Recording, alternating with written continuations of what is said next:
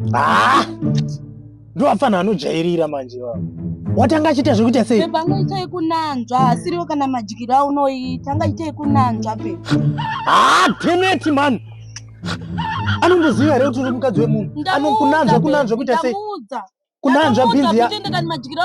Kunanzva bhinzi. Handei sumuka newe. Ona. Handei unoita zvekutambira vanhu. Akunokuiwa. Unoita zvekutamba unoita sei? Yakuno.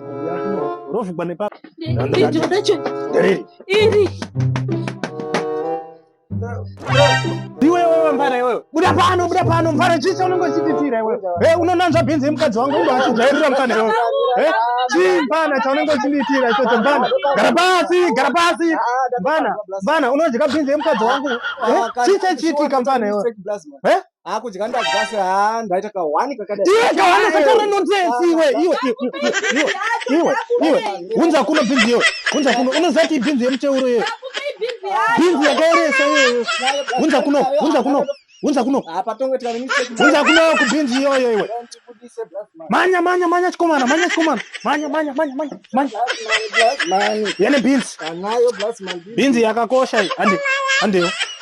Rega vanhu vachingodya bhinzi dzemuteuro pana.